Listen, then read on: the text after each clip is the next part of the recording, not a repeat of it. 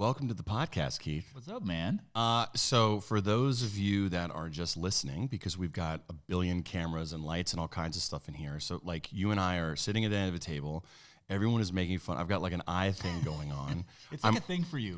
You pointed out way too much because I feel like no, they're making fun of me. you're tall enough that most people won't even see it, but yet you bring it up and then they're like, oh yeah, it's huge. I feel like you're way too critical of my being critical of myself. It's a thing. I'm trying to help you. I'm wearing a shirt. I'm only going to describe it in its sort of trademark infringementness. I'm getting a lot of heat for wearing this. We do that really well as a company. I really hope that people only listen to this. Yeah. That's all I'm saying as I set this thing up. All right, so Keith Collins, market leader out in the, do we say greater Sacramento? Is that, how would you define the area? Because what we always say is like, oh, Keith's in Sacramento, but I know it's that's my like, Sacramento market. Like I'll associate with that. Okay. It's a Sacramento market, Northern California. I think a lot of times people think of Northern California as San Francisco, which it's not. It's above that, but my market would be 1 hour in any direction from Sacramento. Okay. And what is it a straight line to Napa? Ooh, I like where you went with that. I was going to say, you're the king. I call you the king of Napa. No, it's close. I mean, it's an hour and a half, hour 45 from Napa Valley, which is wonderful. And you're my guy. I'm going out there. I don't know when this is going to air, but I'm going out there in early October, and you have been a tremendous help. And your network. You've got like a Napa network. We've been going there for like 7 or 8 years. Okay, we've wasted like 2 minutes time of this podcast. Okay, we could just do a Napa podcast. Man, I would love to do a Napa podcast. All right, so we've given you a little bit of insight into Keith Collins, the guy. But why don't you let the folks know a little bit about sort of your journey in the industry, and just to sort of paint the picture. You know, one of our early episodes, I think it's actually our most listened to episode. No pressure. We had producing market leader Kim Winters in Asheville, North Carolina, come on and talk about non-traditional ways to market. She does a giant event in Asheville that's awesome. Has cornered the market. It's unbelievable. We had Kevin O'Laughlin on again. I think now I've like cornered ourselves into when these podcasts have to air. So the Kevin O'Laughlin one needs to come before the Keith Collins one. But he's a market leader up in Pittsburgh, and his growth up there has been tremendous, building a team. And now we're going out to Cali, off the East Coast, out to your neck of the woods. So why don't you? It's about time. Okay. All right. So why don't you tell us, you've been with Movement now a few years, but obviously your story starts much earlier than that. You were born about you were born in 1935, was that it? That's, close, okay. 81. All right, tell us a little bit about Keith Collins, please. So I got in the business probably about 15 years ago. My wife was actually, it was kind of cool, my wife was actually in real estate, and I was kind of lame. I was a bartender and waiting tables and stuff, just Doesn't like a lame. Totally different path. Okay. Yeah, and we were just, we were doing this. We were passing each other, right? You're a bartender, and you're going to work at 7 o'clock, and she's got a professional job, and I'm getting home at 2, and so we're in seeing there. And she's like, hey, I don't care what you do, because just go do something. And wow. Yeah. I did not know this story. Okay. Yeah, just go do something. And well, we picked mortgage. So back in the day, it's 15 years ago, man. You open up the paper, and you're like, who's hiring, right? Yeah. So first stop was AmeriQuest, which I'm not proud of. Okay. I didn't start there. All right. This is going back though. This is interesting. So have you seen the movie Boiler Room? I have. Okay. So it's great. Like good movie. I was gonna say it's great. It's a good movie. It's a good movie. When you're in the actual boiler room, yeah, it's a little good. toasty. Yeah. Yeah. So, okay. Yeah. So I'm like through my 6th interview, and the guy's like, I really like you. You're obviously very green and new, so want you to get a really good feel for what it's like around here. Have you seen the movie Boiler Room? I swear. That's the interview. That's the interview. Okay. I need you to go watch the movie, come back and tell us if you want to be here, right? Right. So I'm super naive, hadn't seen the movie. Tell my wife, like, she's like, how'd it go? I'm like, I think I got the job. Yeah. She's like, well, what do you mean? I'm like, well, I just got to watch this movie. Told her. She's like, you're not going back. Great movie, but let's find a different place, right? She had seen it. Oh, yeah. Okay. Yeah, not good. Okay. So I got an opportunity at a company, went back to the paper, got an opportunity at a company that basically this guy was transitioning out of the business. He was one of the top 50 originators in the United States at the time, and he wanted to basically hand his business off to 4 people and then coach and train them. So like opportunity of a lifetime. I was going to say, sure. Changed my life. I mean, one of the 5 most influential people I've ever had in my life. I wouldn't be where I'm at without it. And for like 7 years, man, just intensive coaching and training. I'd be on the phone. He'd be listening. He'd be on the phone. I'd be listening. He'd go to appointments with me, and that kick-started the career. I was a broker for that seven-year period of time. The industry shifted where like you couldn't be a broker. Like I couldn't get my offers accepted because I was a broker. You had to be a direct lender. Transitioned into banking, did really well. And all of a sudden this company movement. Yeah. Like it kind of calls at you sometimes, right? Like this company came across my desk. It was 2 years before I came here. I started trying to find movement in my organization, and did but didn't. Right. West Coast was a new market for movement at the time. Absolutely. Like that's almost 4 years ago now. Right. Yeah. And there wasn't a lot of leadership, and I wanted to be there, but it didn't actually make sense at the time. Michael Ferreira, who I've known in the industry for years. Regional director in Northern my California. Boss, Northern California. He, the day he announced that he transitioned from his previous company to Movement is when I called him, and we started talking for like 6 months, and I made the decision, flew out here, fell in love with the place, and transitioned over, man. And it's been a wild ride. We came over January 2018 with about $7 million monthly in volume, and in like 22 months, we've built a pretty awesome team, and we should hopefully do like 70 this month. So, like, it's been cool. 1,000%. I don't know. I was going to say I was under the impression there would be no. I think that's about 1,000%. I mean, that's an incredible story, and again, knowing that sort of behind the curtain. I mean, you're right. There is a ton of opportunity in California, but it's super tough to take advantage of that opportunity. And so to watch your growth, and what I always tell people. And this will help transition us into the next topic. And, you're a busy man, so I only got you for a little bit of time, so I want to jump right in. I say that you help us raise the bar in our department. So, we think we've got good ideas. We sit in rooms. I'm surrounded by, it's like an embarrassment of riches in here. I mean, for those of you that are listening to the podcast, there are, 2, 3 video cameras. We got Savannah taking pictures. I mean, it's unbelievable. But at the same time, like, we don't have all the answers. Like, we know that just because we think that this looks cool and seems fancy, that it might not resonate in Sacramento. And so watching you and frankly, the relationship that I can just speak to personally between the two of us, I mean, the fact that, you were able to text me and vice versa, that's helpful for me.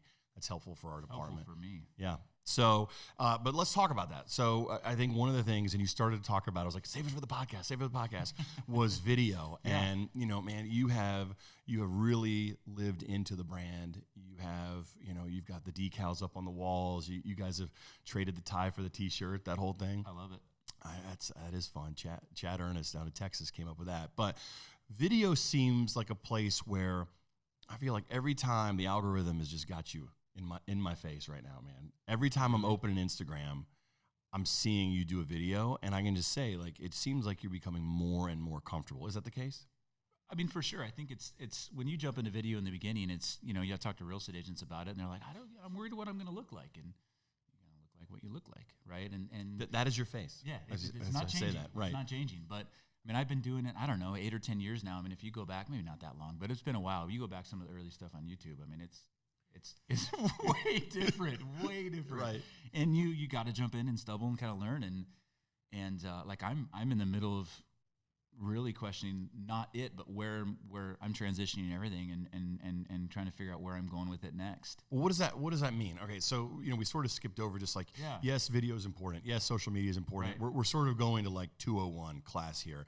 So when you say, and this is what I was talking about earlier when you started talking before we started recording, when you say you're transitioning, reevaluating, what does that mean? Are you talking about exiting video, or are you talking about investing even more? I'm talking about investing in even more, but being really strategic with what I'm doing with it and where it's going and who my target audience is. Like who is that audience? Because like it can be really time consuming. Absolutely. Especially I don't have these riches, right. Which is in terms of the people to edit it and microphones like this. I don't have it. I'm doing it all kind of myself. So I have to really evaluate where is my best use of time. What's the quickest way that I can record it, edit it, and deploy it. And then with that, like, is it Instagram? Is it Facebook? Is it LinkedIn? Which was a joke that we talked about earlier, but you were like, no, you got to be there. And I'm like, I can't even wrap my brain around that at the moment. Right. So, but it's been awesome being here because there's a lot of other people leaning in. I had some great conversations with Kevin about, kind of his crew and how he set it up. Right. But in that's where I'm at. Like, where do I focus? Who's my audience? What's my message and real point of view? Like, am I targeting real estate agents? Am I targeting customers? Those are the questions that I'm playing with right now as I'm creating and I guess pivoting. And so that's what I mean. Like, when we talk about this as class 201, you're past just the content thing. Sure. Like at the end of the day, you're comfortable enough. You've got a clue. Say he's got a clue. Like, you've got a clue. Like, you know that you could pick up your phone, turn the camera around, and film content. You're now being more thoughtful, and I know that you've talked to some members of the team here while you've been in town, just about putting the data to work for you. And so is that what you're talking about, sort of like more like hyper-personalized video, like almost like in process to the, like, hey, congratulations, you reached this stage? Or are you talking more like detailed, like I'm going to look at SEO and analytics and I could see that reverse mortgage is super popular, or I see that this topic is super popular, so that's where I'm going to devote my content to? So I think it's two. One is, I think often when we think about video, we think about, hey, I'm going to create a video and I'm going to go throw it on Facebook or Instagram, and I'm trying to get people to like it, and then I'm going to get a lead or get business from it. But I think one of the things that we forget is video is a form of communication. Right. And so where I'm leaning in is communicating with my real estate agent partners, with my team, with my customers through videos. So through using BombBomb, texting videos out. So using that a lot more, because more and more as this industry changes, I'm seeing myself less and less having direct face-to-face interaction with my customer. How do you feel about that? I don't like it. Okay. I mean, I really don't. I mean, it's more efficient. I can do more, right? And I can do a 20-minute Zoom conference video with a customer and cover pretty much everything that we need to do that I would normally cover in an hour and a half face to face. So it's definitely more efficient, right? But as a local retail mortgage originator, face to face contact with my community is what's going to drive my brand, and so I'm leaning in with video to be able to do that as people are becoming more and more busy. Like, how do I connect with them face to face? I was at the ATM the other day, and I was pulling out some cash, and someone walked up to me and like, "You're the guy that does video with Ronnie in Toll Bridges." Come on. Yes. Isn't that the best? It's amazing. Yeah. And I don't even know who this person. We had a conversation. I texted Ronnie. I just met one of your previous customers. Like, that's what video is and where it can be. And I think the direction of this business, we've got these disruptors coming in. And I think sometimes we're trying to compete with them. We can't. I don't think I can compete with Quicken, right? But Quicken can't compete with me in my community. And so video is going to help me expand that brand. So using it through communication, and then when I am putting it out there, being very focused on who my audience is and having as many people see that message. So that's good stuff on video. All right, now let's move to, really broad brushstrokes here. You're into tech. You're a tech guy. You're into what I would call you, though, more than anything, is you are a super willing early adopter. Is that fair? Yes. To a fault. I'll let you sort of be the judge of that. Yeah. Be the judge of that for yourself. Yeah. But we love it because we're like, oh, he's using what? He's looking at this. And that's what I mean by sort of raising the bar for us. And so as you look at early adoption across technology, and we don't need to get into specific vendors or things like that, one piece that I've over the last 48 hours have heard you mention a couple of times are reviews. So I'll admit I'm not as familiar with sort of the depth at which you are exploring that personally. So why don't you just tell me about what you're doing right now around reviews, or maybe what you're sort of uncovering and learning and how you plan to leverage it in the future? Okay. Yeah. I mean, people will trust a review from somebody they don't know at times more than a personal referral.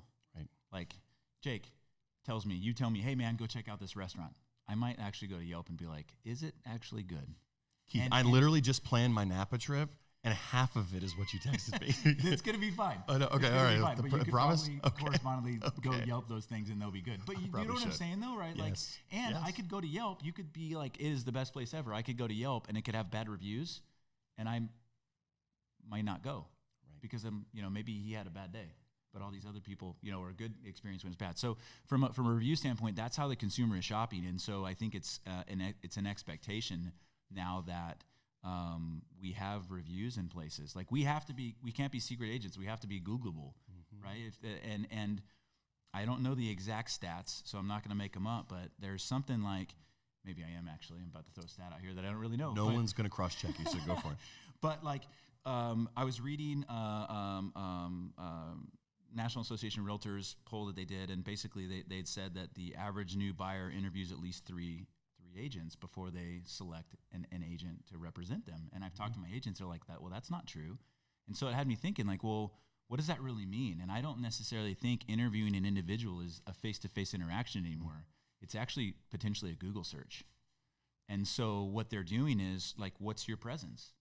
Yeah. And what's really cool about most of these platforms like Yelp and Zillow and Google Places is it's free to build that up. And so when you are a retail loan officer, you're focusing on a community platform, like you have to have local reviews.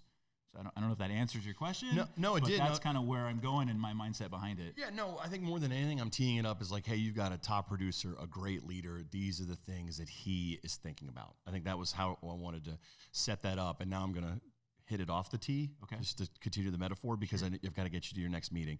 So what I'm going to close with is we've talked about you. We've talked about some of the marketing and the tools that you're using and what you're looking at. I think just generally speaking, if you've got any tips, best practices, tips or tricks, I know it's a fully loaded and a huge question, but good. You know, movement is massive on the East Coast. Movement is massive in the Southeast. You know, we are super loud and noisy with the brand and the T-shirts. We're everywhere. You talked a little bit about, this is like Greenfield, right? I'm out in California and I'm able to build this thing in the Sacramento area from 7 million, you said, in a couple of years. So you're not alone. I mean, there are people in other pockets of the country, you know, we're in 49 states, that are saying like, how do I you know, my market share is low. Okay, so run with this. So that's opportunity. Like that is it. I was talking to a recruit, and they were going to go to another company that is a huge company in our area. And my conversation was like, what story are you telling? Because that story's already been told, like over and over and over again. And like, oh no, but we're going to be different. And I'm like, well, let's really think about the conversation that you're going to have with an agent. They're going to ask you, you're going to tell them what company you're with. They're like, oh, I know that company. I work with so and so and so. No, we're different. You're not. You're working at that same organization. So for me, it's I see it as an opportunity because I get to tell a fresh, brand new story that no one's heard in my market. And I don't have any legacy issues. And what I mean by that is there's a lot of other companies where, and this is not to put them down, but you know, a loan officer's blew a transaction. And you could walk into a real estate office and say, I'm with so-and-so, and they're immediately thinking, oh, I've done a transaction with them and they blew it. We don't have those issues. So I think it's an opportunity to take a very visible brand. And I know this isn't like the Movement Mortgage podcast, but I feel like we're selling it a lot here. Like I don't think there's a better brand in the mortgage space with energy, excitement, T-shirts, the whole theme behind it. That no one else has this. And so to take that, latch onto it, and then go sell it in your market. No, it's a new story. And I think people get excited about stories. Is that? No, it is. And look, as you could say, speak for ourselves, and you're right, it's not a Movement Mortgage branded podcast, but if you're a regular listener, it's probably hit you over the head. Yeah. Okay. Yeah. So what I can say is the Keith Collins brand is strong, and we're paying attention, and the team that you've built out there is rolling, and I just give you all the credit for what you built, and we're excited to continue to watch you and to keep up with you. Thanks for coming on. Thanks, brother.